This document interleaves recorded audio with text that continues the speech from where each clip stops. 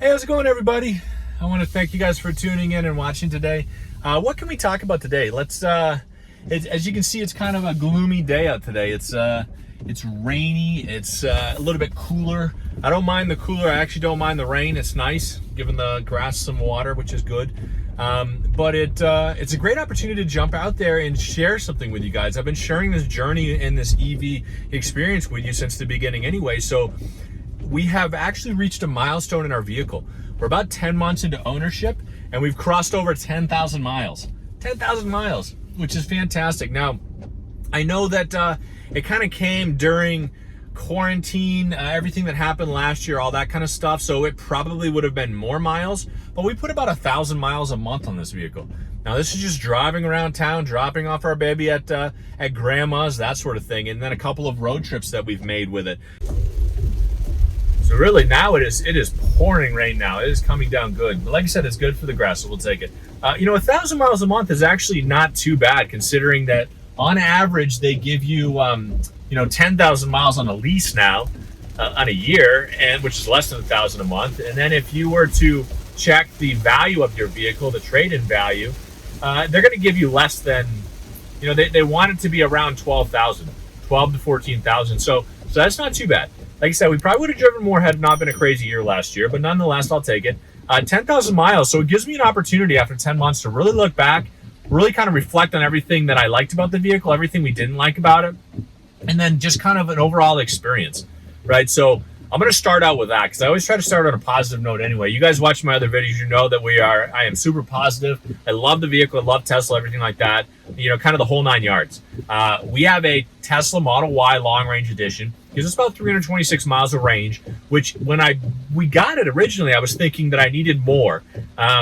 In hindsight, I did not. It's way more than enough to get anywhere we're going, to do anything that we're trying to do. And then the supercharger network will fill in any of those gaps if we decided to take a long run anyway. But 326 miles of range. It's got the acceleration, the speed, all that kind of stuff, which adds to the driving experience, makes it super fun to drive. But in general, it's not just that. That's not the reason why we got it. I wanted the driving fun, but I don't race other cars or anything like that. I'm driving around my daughter. You can see the car seat there, my wife and I, and then we've got our dog in the back, which is the main. There he is, right there, which is the main reason why we went with the Model Y over the Model 3. We wanted to be able to tote him back there. And the Model Y is kind of a hatchback, so that's kind of nice. I gotta love the space. I mean, the space in the vehicle is super important to me. Even more important than, say, even regen braking or anything like that. I wanted to be able to comfortably fit in the car. At 6'5", I can more than comfortably fit in here. Plenty of headroom, which was also important to me. And you get about an inch more in this with this panoramic glass roof than you would in, say, the Model 3, for example. The shoulder room, it's really important for me to be able to fit in it like that. And then obviously leg room. And I can more than fit in here with the leg room too.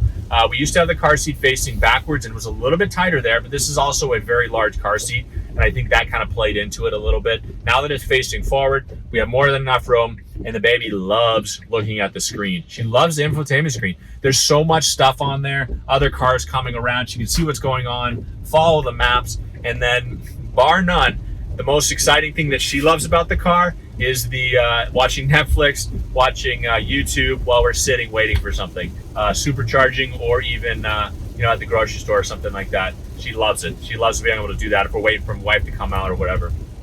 So there's all that sort of stuff. I mean, it's hard to give yourself a top 5, top 10 list without putting, the regen braking in there. It's one pedal driving essentially. And if you guys haven't seen that in any other videos, I really only drive with the accelerator. I hardly ever push the brake unless something happens, something jumps out in front of me, it came off the highway too quick, something like that. But 99.9% of the time, I'm using just the accelerator. It's super nice, it's super neat. I can take my foot off the accelerator and the car will come to a complete stop wherever I am, whatever I'm doing. And you kind of feather off of it, and then you just kind of slow down gradually to where you need to actually stop. I know you get sort of, you take your foot off the gas pedal in a regular vehicle and you do eventually stop. However, I'll come to a complete stop quickly if I want to with an electric vehicle, with regen braking, and certainly in my Tesla. So that's a super fun part about it. That instant acceleration, that instant torque, is always going to be in my top 5, top 10 list, just because of a like the vehicle anyway, just because it's super neat to be able to just go and take off. That feeling that you get is neat to surprise people. But again, I don't use it all the time. It burns through the battery quickly, or it uses up battery charge quickly, and there's no reason to. I'm not out there racing anybody or anything like that. I see people racing Corvettes or racing Lamborghinis, stuff like that. That's not my space. That's not what I do with the car. So I know you probably can. You get the performance. You get that Model S Plaid. You can take anything down. But I'm just never gonna do that. That's just not my, like I said, it's not my world. So, but nonetheless, I mean, we love so much about the car. It's hard to just kind of encapsulate it in a small list like that. But there are a couple of drawbacks to the vehicle.